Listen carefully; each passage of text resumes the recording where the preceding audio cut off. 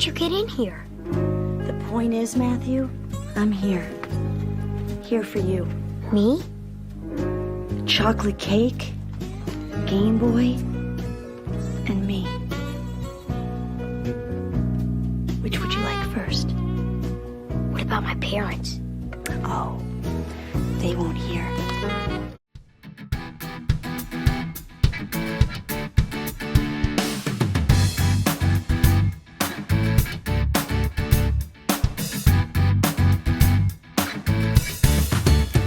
Yeah, that's right. We're taking a look at Game Boy. This is a comic from Valiant. Believe it or not, if you buy a good quality graded version of this comic, it's around $250 to $300. Anyway, this was published in 1990, and this was when Valiant was owned, the editor-chief, rather, and was Jim Shooter, who founded the company. So this is a Jim Shooter production, believe it or not. So this was Game Boy number 1. $1.95. And basically, this comic has just some absolute insanity as part of it, as you realize the woke social agenda is in full steam here for this Jim Shooter book. But let's head on in. So the comic basically begins with the villain. The villain would show up in several of the issues during this Game Boy run. Hey, by the way, fun fact, this Game Boy series actually made it farther than comics like World for Wakanda and that Fantastic Four spinoff that was attempted a few years ago. Anyway, in this comic, it begins with our villain, who is this kind of ordinary guy playing a Game Boy. He's basically got a little hamster called Attila, and he's a bit crazy. Got a giant American flag on the wall, a Rambo poster. He has signs all over his door. It says "Keep out." This house is protected by an ultra alarm. Beware of a dog. There's no dog in sight. But basically, he's an absolute lunatic. He's playing this game basically to get Mario to the end so that he can be killed. So this is Super Mario Land, I think, or World. And basically, he's letting Tatanga kill him in the end. So he's playing the game basically so Mario will die. He goes out into the world to go to his job. He's kind of accosted by a veteran who's asking for spare change and has the super ultra communist beggars should all be shot concept. And then he gets to work and continues his tirade for Lev's Electronics, where he talks about there's no world and order, no law and order anymore. The whole world is going to the dogs. If I had his way, every litterbug, jaywalker, mugger, and liberal politician would be strung up and killed. The filth is everywhere. So as he's getting ready he's having his little rant here in front of his boss. His boss heads out and notes that one of the Game Boys was missing, was shoplifted, and this worker basically reveals it was him. He was the guy who stole it. And I love his logic here. It wasn't shoplifted, you rich pig. I took it because I deserve it, considering how little I get paid. So sticking it to capitalism as well. Anyway, he decides to help himself to another bonus, which is another Game Boy, and immediately just starts playing on the job. So the comic then kind of moves, it's set up quite a crazy premise, but the comic moves to two brothers who are headed to the mall. One of them is interested in go finding more Mario cartridges at Levinson's, and the other is looking for pussy. So basically, they go to the electronics store, but the guy playing the Game Boy is kind of brainwashed by the Game Boy, just standing there kind of, he's not even responsive at this point. Absolutely terrible employee. Meanwhile, the brother's like, we're heading down to the food court to get some chicks. And then suddenly we realize that the world of Mario has exited the Game Boy in a mysterious black smoke. It's exited the Game Boy, and Tatanga, the mysterious space lord, the villain, along with Daisy. It's not clear exactly why he brought his chick along, but anyway, they've come out into the world to conquer. Daisy's like, why are we here? And he's, despite being a villain here, he's a bit of a feminist. He says, I'm here for you, Daisy, when you finally consent to marry me. So he's looking for consent. He's not just going to take what he wants. I mean, he's going to kill a bunch of people on Earth here, but he understands that he has to get permission. So anyway, before they murder off this guy, we reveal that the psychic probes meant that they could kind of brainwash this guy and get him to do his bidding.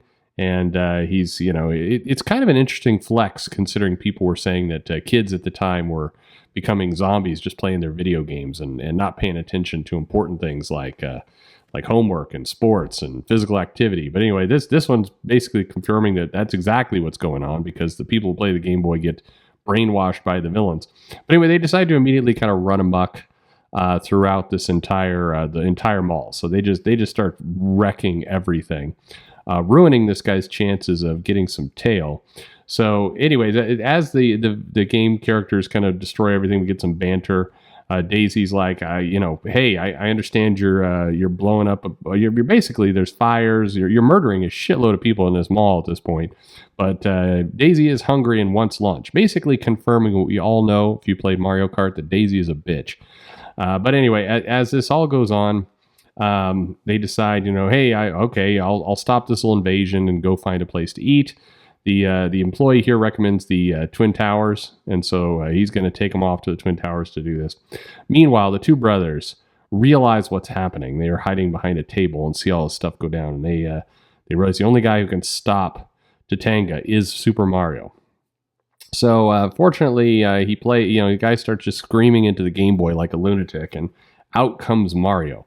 And Mario basically, he's been brought to life. He's also very philosophical. They're like, you're just a character for a game. And Mario starts imparting kind of deep track wisdom here. It's like, life is a game, kid. It all depends on how you play. And then as the two brothers continue to kind of pester him, like, hey, why are you in color anyway? The Game Boy's in black and white. This is a Jim Shooter moment for sure, of trying to, basically, let's make sure we close all the loopholes of fans who might wonder what's going on. And Mario is basically like, hey, fuck off. I'm off to save the world. Just stop asking me whether I'm black and white or color. You racist. So anyway, they head out to the Twin Towers. Now, the Twin Towers, meanwhile, kind of an ominous dark cloud hovers above the Twin Towers. Yikes. Anyway, so they head off to the Twin Towers, which are just getting wrecked. This famed Windows of the World restaurant high atop World Trade Center Tower 1, where Tatanga has taken Daisy to eat and hopefully, open her legs for him. But anyway, the civilians immediately start wrecking the restaurant. Mario shows up the Twin Towers to try and help out. The brothers are hanging out. And the brother, who's more into video games, is basically takes the opportunity to go, you got to hit them from above like this. You have to play your Game Boy more instead of hanging around with girls. Basically, we know which brother is gay. But as a conversation continues, Tatanga's trying to wine and dine more, just getting Daisy loosened up a little bit, and nothing is working. Mario goes to rescue her, but Daisy's kind of going in between. She's excited to see Mario, but she's also being super cozy with Tatanga, so it's a little bit curious. The villains show their sexism with the master is lunching with his woman, and Mario's like, his woman? Yeah, there's no mention of Peach anywhere in here. This is definitely in that period where Mario and Peach were on a break, so Mario is trying to get to Daisy. Anyway, so we reveal the master plan, which is Tatanga actually lured Mario into the real world, because if he can kill Mario in the real world, there's only one life, and so Mario would be dead forever. And Daisy, realizing this, is like, holy shit, this could end this little triangle right here. And they continue to have this fight. The guy, our weirdo super mega conservative at the beginning smacks Mario with a tray, and but he's saved. But things are not looking so great for him. But as they continue to battle, Daisy manages to convince Tatanga that, hey, if you may be able to kill Mario, but Mario could also kill you, and then you would also die, because there's you only live once. And again, you're wondering if this love of his life, why he brought Daisy to this world. But anyway, whatever. So he decides to call off the invasion. He doesn't want to die, and he's torn. Is Daisy worried about Mario, or is he worried about him? Anyway, they suck back into the Game Boy. Mario, basically announces, I've got to get in there and keep the fight on.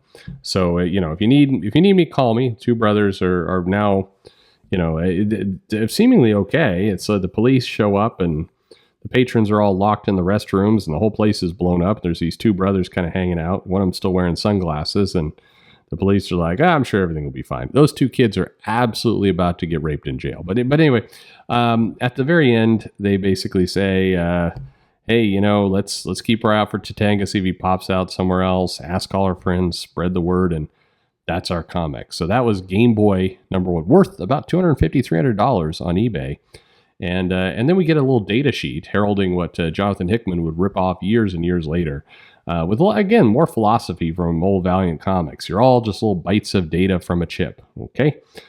So, we get a little bit of a story, aren't we all just tiny flecks of energy organized in precise pattern? It's a heavy message for a lot of kids who are probably just trying to pick up a Game Boy comic. But anyway, it's there you go.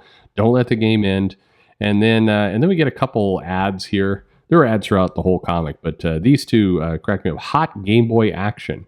I mean, I had a Game Boy. I wouldn't call it.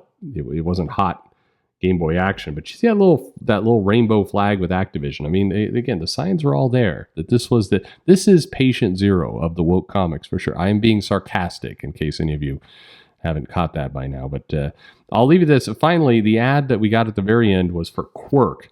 He's amazing. This game sucked ass. I'll tell you, I bought this. I was suckered in by the little red dot with the green hair and the sunglasses in the 90s. This was the height of cool right here. I think I had that WWF Superstars game too, for that matter. But that Quirk game was bullshit. It was dumb mazes. It was you later learned he was actually a tomato rather than some kind of red alien creature. But anyway, this comic blew ass. Anyway, that's Game Boy, and there were several issues of Game Boy, the comic. It was not the finest thing that Valiant produced, but there you go. I'm still cracked up by this our villain in this thing, who is basically like, let's murder everybody. Pretty hysterical. Anyway, let me know if you remember this comic. If you didn't, hey, it's fun stuff. But thanks for listening.